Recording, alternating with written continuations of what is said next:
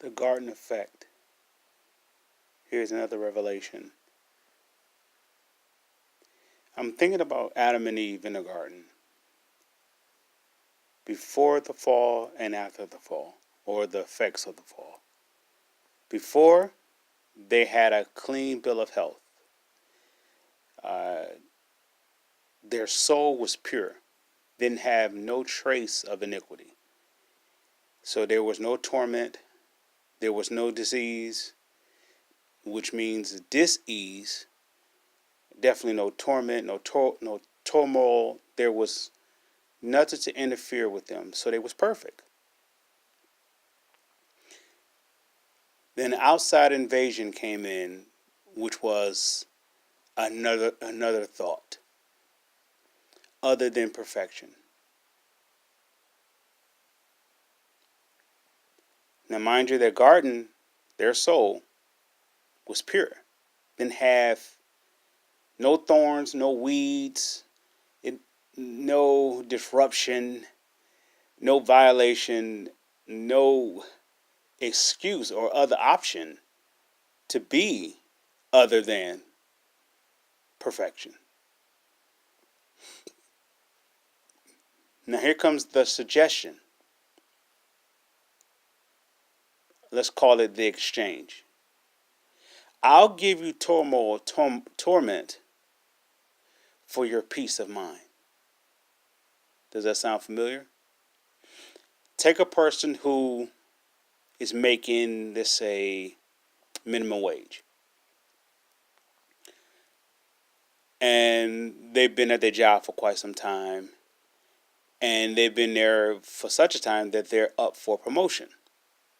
Now, the promotion will grant them from a minimum wage to a nice substantial amount of income. Yet, at the same time, the responsibility is greater. That means the more pressure, more dis-ease, more torment, more constant affliction. There's really no rest.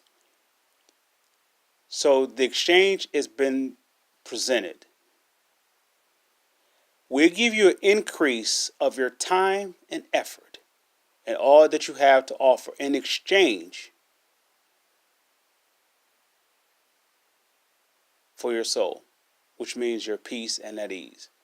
Now, mind you, your peace and at ease is really not, from the physical standpoint, it's really not that profitable in terms of how we see society as money figuring, possession of value, etc.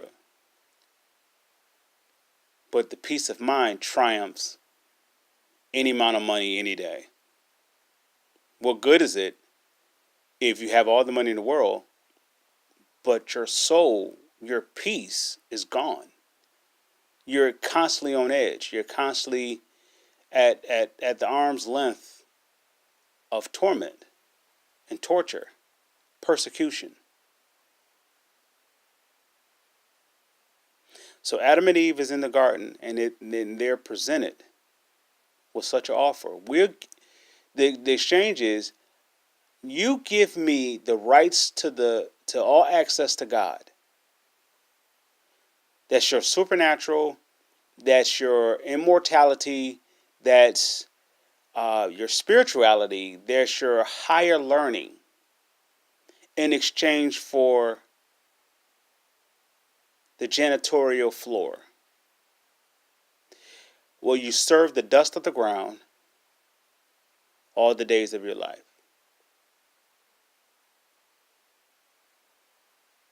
Hindsight, it doesn't look like an even trade.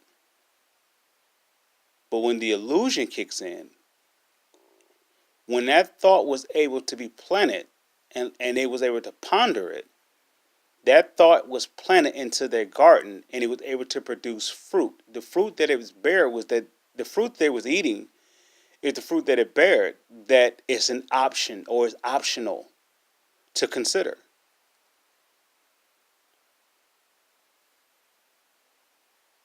And once there's consideration, you can visualize. Did God not only say that you would become a God in your own eyes? Did God not tell you that you would become a God in your own eyes? Or God just told you just to stay away from it? Did God not know that you would become a God in your own eyes? That was the exchange. That was the seed or the fruit that they bared in their garden. And as the scripture says, and I believe it's Proverbs 18:21, death and life is in the power of the tongue, they that love it shall eat the fruit thereof. If a seed or a thought is planted, a thought is life. Once it's planted inside your garden, it's going to produce a harvest until it is dug up. It has to be stumped out, dug up, stumped out. It has to be killed from its roots so it can never grow again. Otherwise, it will produce, and it will produce thorns, it will produce weeds, it will produce anything to choke any good fruit that you try to bear. Try to stand up to fornication after being delivered and still dance around with going to an adult store. See if that seed doesn't get planted inside you again, if it hasn't been already. There is nothing in this world greater than the peace of your soul. That's how the enemy looks at it. That's how God looks at it. Now, the enemy wants the peace, the P-I-E-C-E, and God wanted the P-E-A-C-E.